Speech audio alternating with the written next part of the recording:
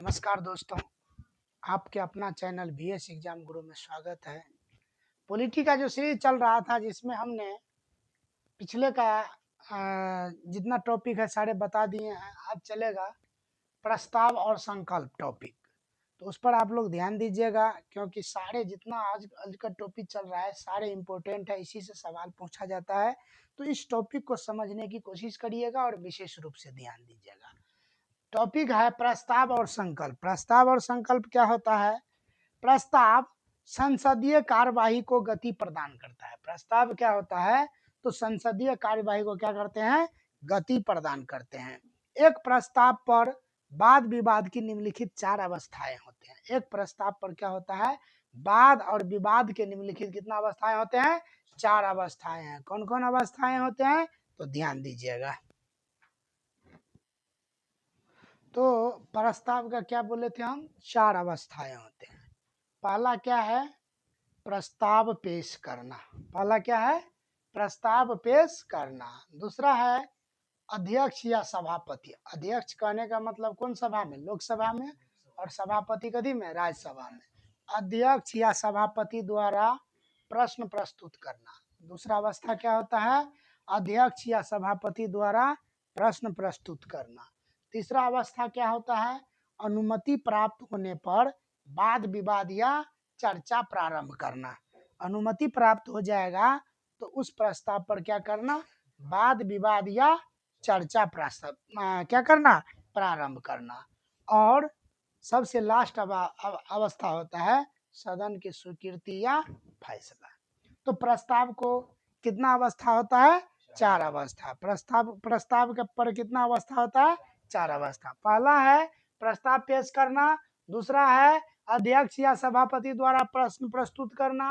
तीसरा है अनुमति प्राप्त होने पर वाद विवाद या चर्चा प्रारंभ करना। और चौथा क्या है? सदन की स्वीकृति या फैसला। ठीक ना? अब देखिएगा, प्रस्ताव को 3 श्रेणी में रखा जाता है। प्रस्ताव को कितना श्रेणी में रखा जाता है? 3 श्रेणी में। कौन कौन श्रेणी है उस पर ध्यान दीजिएगा। तो प्रस्ताव को कितने श्रेणी में रखा गया है? रखा जाता है 3 श्रेणी में। पहला होता है मूल प्रस्ताव। दूसरा होता है स्थानापन्न प्रस्ताव। दूसरा क्या होता है? स्थानापन्न प्रस्ताव। और तीसरा क्या होता है? सहायक प्रस्ताव। तो प्रस्ताव को कितने श्रेणी में रखा जाता है? 3 श्रेणी में। प्रस्ताव को 3 श्रेणी में रखा जाता है। पहला होता है मूल प्रस्ताव, दूसरा होता है स्थानापन्न प्रस्ताव और तीसरा क्या होता है? सहायक प्रस्ताव। तो मूल प्रस्ताव अपने आप में पूर्ण होता है और इसकी निर्भरता किसी अन्य प्रस्ताव पर नहीं होता है। मूल प्रस्ताव क्या होता है? वह अपने आप में पूर्ण होता है। मूल प्रस्ताव क्या होता है? वो अपने आप में पूर्ण होता है। इसकी निर्भरता किसी अन्य प्रस्ताव पर नहीं होता है। मूल प्रस्ताव के अंतर्गत राष्ट्रपति के अभिभाषण पर धन्यवाद प्रस्ताव, स्थगन प्रस्ताव और विश्वास प्रस्ताव, लोकसभा के अध्यक्ष, उपाध्यक्ष एवं राज्यसभा के सभापति एवं उपसभापति के निर्वाचन या पद से हटाने संबंधी प्रस्ताव तथा राष्ट्रपति पर महाभियोग संबंधी प्रस्ताव आदि शामिल होते हैं। बात को समझे। मूल प्रस्ताव क्या है? तो मूल प्रस्ताव अपने आप में क्या है? पूर्ण है।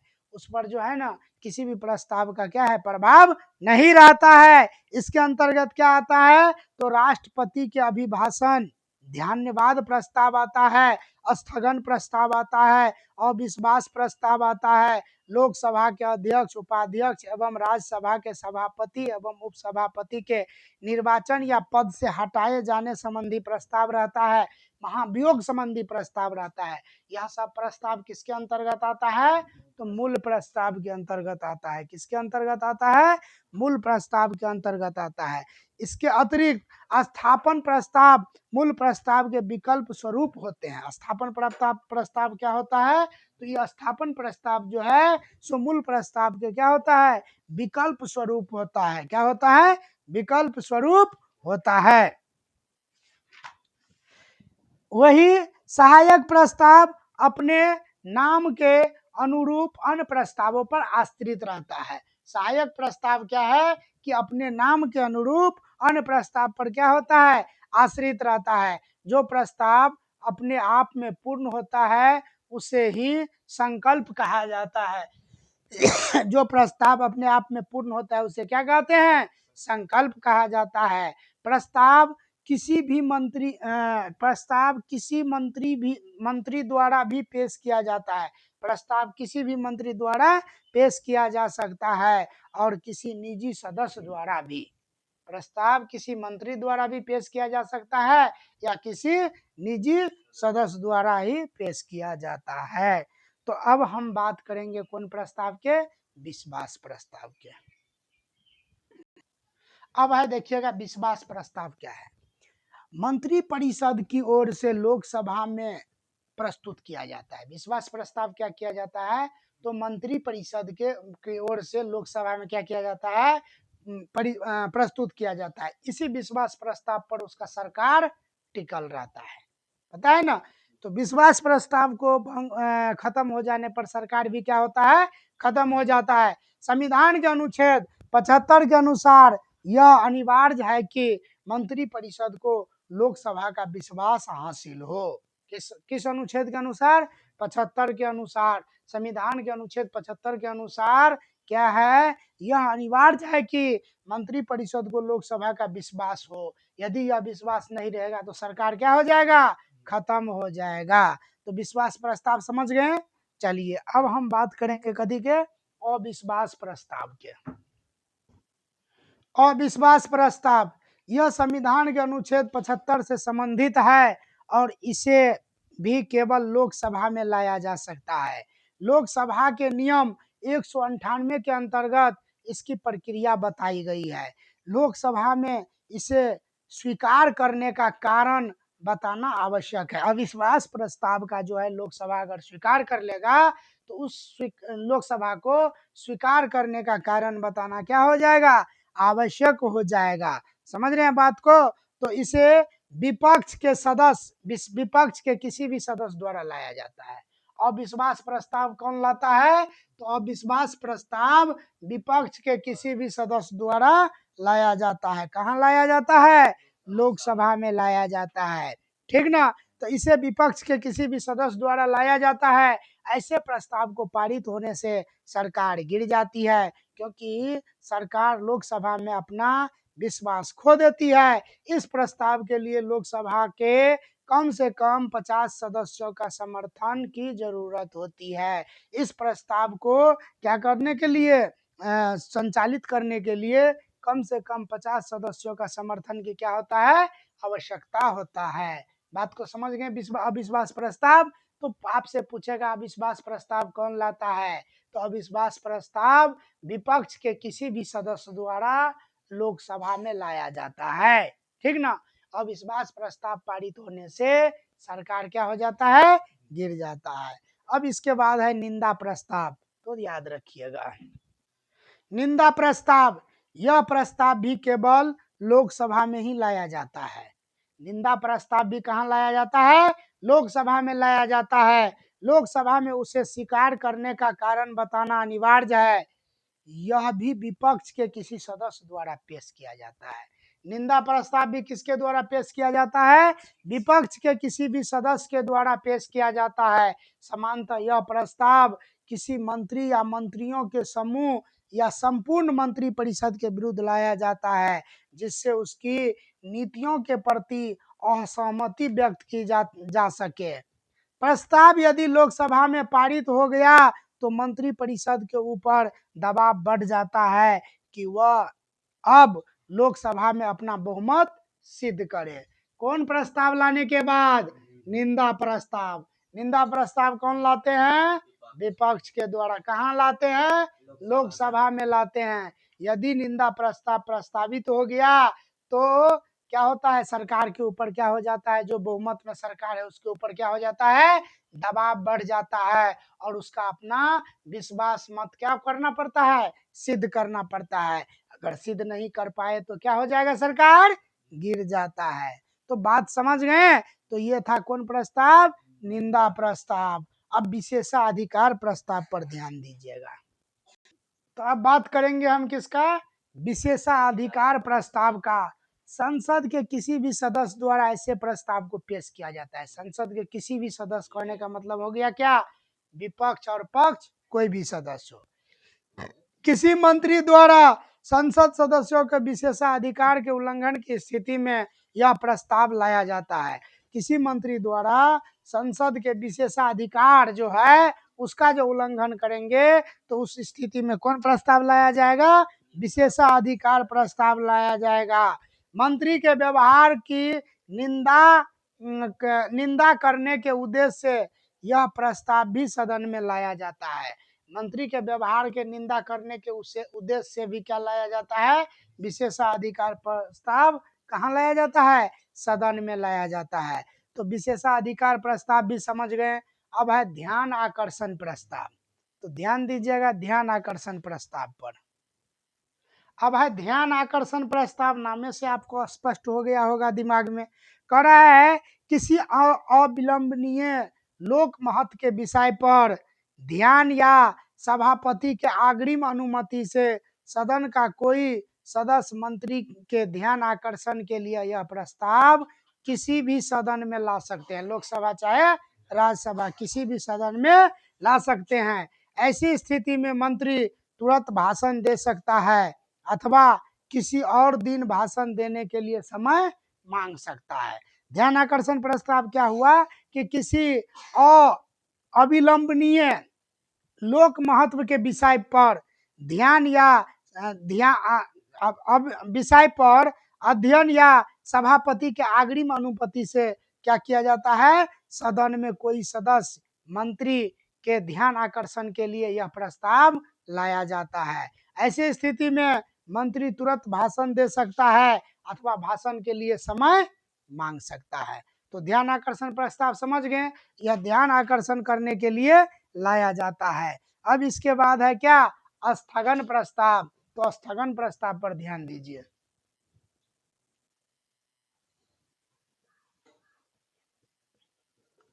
स्थगन प्रस्ताव, ठीक, ध्यान दीजिएगा स्थगन प्रस्ताव पर।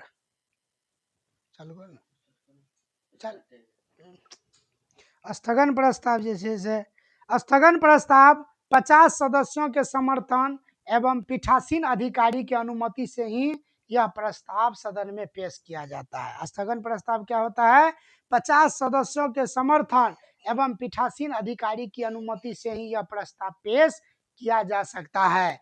सदन का कोई भी सदस्य इस प्रस्ताव को पेश कर सकता है। सदन का कोई भी सदस्य क्या कर सकता है, स्थगन प्रस्ताव को पेश कर सकता है। यह प्रस्ताव लोकसभा एवं राज्यसभा दोनों में पेश किया जाता है। स्थगन प्रस्ताव लोकसभा हो या चाहे राज्यसभा हो, दोनों में पेश किया जा सकता है।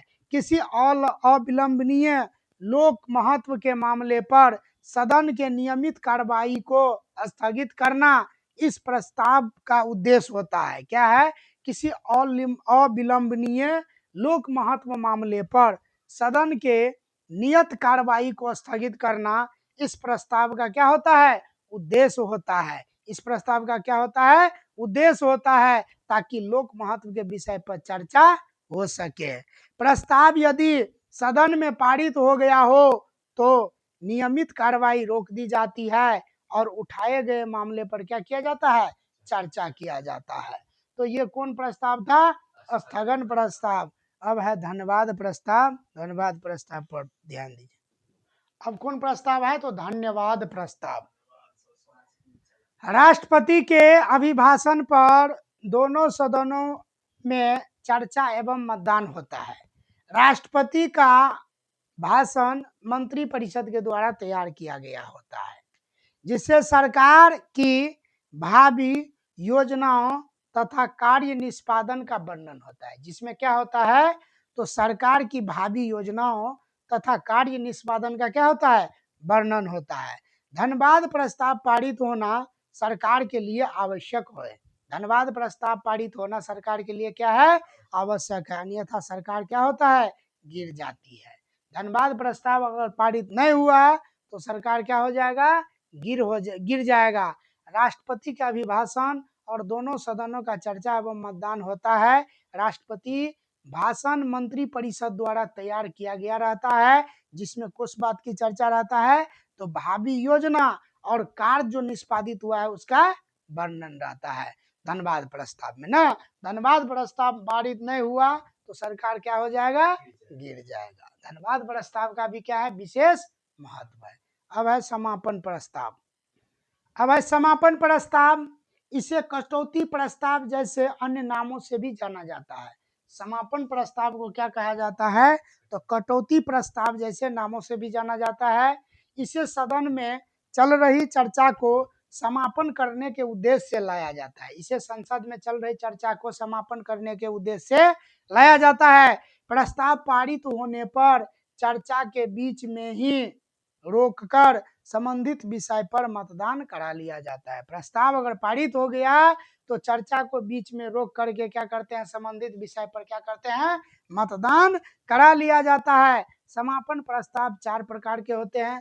पहला है साधारण समापन प्रस्ताव, दूसरा है कंगारू समापन प्रस्ताव, तीसरा है घटकों द्वारा समापन प्रस्ताव, और चौथा क्या है, गिलोटिन समापन प्रस्ताव। तो समापन प्रस्ताव कितना प्रकार के हो गया, 4 प्रकार के। ध्यान दीजिएगा, थोड़ा रिकॉल करते हैं, आप लोग पीछे से बोलिएगा तो याद होगा। समापन साधारण समापन प्रस्ताव हो गया, दूसरा क्या हो गया, कंगारू समापन प्रस्ताव हो गया, तीसरा क्या हो गया, घटकों द्वारा समापन प्रस्ताव हो गया, और चौथा क्या हो गया, गिलोटिन समापन प्रस्ताव हो गया। समापन प्रस्ताव समझ गए। अब है अनियत दिन वाले प्रस्ताव। अब है अनियत दिन वाले प्रस्ताव, ध्यान देखिएगा। यह प्रस्ताव लोकसभा अध्यक्ष द्वारा चर्चा के लिए स्वीकृत किया जाता है। यह प्रस्ताव लोकसभा अध्यक्ष द्वारा चर्चा के लिए क्या किया जाता है, स्वीकृत किया जाता है। कार्य मंत्रणा समिति के से सलाह करके एवं संसद की कार्य सूची को देखने के बाद ऐसे प्रस्ताव के लिए क्या किया जाता है, तिथि निर्धारित किया जाता है। ऐसे प्रस्ताव के लिए क्या किया जाता है, तिथि निर्धारित किया जाता है, और जो तिथि निर्धारित होता है उसी दिन इस प्रस्ताव पर क्या होता है, बात विचार होता है, वार्तालाप होता है। बात समझ गए। अब है औचित्य प्रश्न, ध्यान दीजिएगा। औचित्य प्रश्न, समानतः यह प्रस्ताव विपक्षी दलों के सदस्यों द्वारा लाया जाता है। कौन, औचित्य प्रश्न। समानतः यह प्रस्ताव विपक्षी दलों के सदस्य द्वारा लाया जाता है एवं सरकार को दबाव में लाने का प्रयास किया जाता है। सरकार को क्या किया जाता है, दबाव में लाने का प्रयास किया जाता है। सदन की कार्यवाही संचालन के समय नियमों का पालन न करने पर सदन के किसी सदस्य द्वारा औचित्य प्रश्न के माध्यम से सदन के ध्यान आकर्षित किया जा सकता है। ठीक ना, क्या है, तो सदन के कार्यवाही संचालन के सामान्य नियमों का पालन न करने पर सदन के किसी सदस्य द्वारा औचित्य प्रश्न के माध्यम से संसद के ध्यान आकर्षण क्या किया जाता है, किया जाता है। कौन प्रस्ताव में, औचित्य, क्या है, औचित्य प्रश्न से। संसदीय विशेषाधिकार, भारतीय संविधान के अनुच्छेद 105 संसदीय विशेषाधिकार से संबंधित है। भारतीय संविधान के अनुच्छेद कितना, 105, कितना, 105 संसदीय विशेषाधिकार से संबंधित है। यह अनुच्छेद मूलतः 2 अधिकारों की चर्चा करता है। पहला, संसद की अभिव्यक्ति की स्वतंत्रता का, और दूसरा कार्यवाहियों के प्रकाशन का अधिकार का। यह अधिकार जो है सो क्या करते हैं, मूलतः 2 अधिकारों का चर्चा करते हैं। यह विशेषाधिकार कदी कदी का, तो संसद की अभिव्यक्ति की स्वतंत्रता का, अनुच्छेद 105 के पहला में यह बात की चर्चा है। कदी का, तो संसद के अभिव्यक्ति की स्वतंत्रता का, ठीक ना। और दूसरा है कार्यवाहियों के प्रकाश का अधिकार। यह अनुच्छेद 105 के कथी में है, 2 में है। तो यह था कौन चीज, संसद के विशेषाधिकार। अब है संसदीय विशेषाधिकार का वर्गीकरण हम पढ़ेंगे, तो इस पर ध्यान दीजिएगा। संसदीय विशेषाधिकार का वर्गीकरण है कार्यवाही चलाने का अधिकार, सबसे पहला है। इसके बाद बहस और सब धीरे धीरे बता रहे हैं। तो कार्यवाही चलाने का अधिकार पहला बात है, देखिएगा संविधान के अनुच्छेद 100 कथी में 22 में यह प्रावधान किया गया है कि प्रक्रिया से संबंधित किसी अनियमितता के आधार पर संसद द्वारा की गई किसी भी कार्यवाही की वैधता पर प्रश्न नहीं उठाया जा सकता है। ध्यान दीजिएगा इधर क्या बात है। कार्यवाही चलाने का अधिकार में क्या है कि संविधान के अनुच्छेद 122 में यह प्रावधान किया गया है कि प्रक्रिया से संबंधित किसी अनियमितता के आधार पर संसद द्वारा किसी भी कार्यवाही की वैधता पर प्रश्न नहीं उठाया जा सकता है। दूसरा क्या है, तो दूसरा है बहस और कार्यवाहियों के प्रकाशन और प्रकाश रोकने के प्रस्ताव, प्रकाशन और प्रकाशन रोकने के प्रावधान। तो संविधान के अनुच्छेद 105 दू के तहत संसद का यह अधिकार है कि वह अपने कार्यवाही को प्रकाशित कर सकती है या किसी अन्य व्यक्ति को प्रकाशन का अधिकार दे सकती है तथा किसी को भी संसदीय कार्यवाही के प्रकाशन से रोक सकती है। तो ठीक ना, तो ये था दूसरा थी क्या वर्गीकरण। तीसरा क्या है, बाहरी व्यक्तियों को संसद से बाहर निकालने का अधिकार। तीसरा क्या है, बाहरी व्यक्ति को संसद से बाहर निकालने का अधिकार। यह अधिकार संसद के दोनों सदनों के पास है। यह अधिकार क्या है, संसद के दोनों सदनों के पास है कि बाहरी व्यक्ति को संसद से बाहर निकाल सकता है। विशेषाधिकार हनन के लिए अपने सदस्यों और बाहरी व्यक्तियों को दंड देने का अधिकार। इस मामले में किसी बाहरी व्यक्ति को चेतावनी दी जा सकती है, उसकी निंदा की जा सकती है तथा कारावास भी दिया जा सकता है। ठीक, यदि सदन के किसी सदस्य द्वारा विशेषाधिकार का उल्लंघन किया गया हो तो उसकी निंदा की जा सकती है, सदन से निलंबित किया जा सकता है, निष्कासित भी किया जा सकता है। पांचवा है अपने परिवार के भीतर सभी मामलों को विनियमित करने का अधिकार। अपने परिसर के अंतर, अपने कथी के अंतर्गत, परिसर के भीतर सभी मामलों को विनियमित करने का अधिकार। दोनों सदनों के पास यह अधिकार प्राप्त है, वह अपने परिसर के भीतर उत्पन्न होने वाले किसी भी विषय पर फैसला ले सके। अगला है इस मामले में चाहे वह सदन हो, गैर सदस्य हो, न तो गिरफ्तार करा है। इस मामले में चाहे वह सदस्य हो या चाहे गैर सदस्य हो, न तो गिरफ्तार किया जा सकता है और न ही इसके विरुद्ध कोई सिविल या आपराधिक कार्रवाई की जा सकती है। अगला है छठा क्या वर्गीकरण, साधारण वारंट द्वारा गिरफ्तारी का विशेषाधिकार। साधारण वारंट द्वारा गिरफ्तारी का क्या है, विशेषाधिकार। तो संसद के किसी भी सदन को अपनी अवमानना या विशेषाधिकार हनन के मामले में किसी भी व्यक्ति को जेल भेजने का क्या है, अधिकार है। परंतु यह शक्ति अनुच्छेद 21 और न्यायिक पूर्वालोकन से क्या है, स्वतंत्र नहीं है। अनुच्छेद 21 और न्यायिक पूर्वालोकन से स्वतंत्र नहीं है। अब है व्यक्तिगत विशेषाधिकार की बात करेंगे। अब व्यक्तिगत विशेषाधिकार की बात करेंगे, यह जो है नेक्स्ट वीडियो में होगा। आज वीडियो लंबा हो गया, इसलिए आज के लिए जय हिंद जय भारत।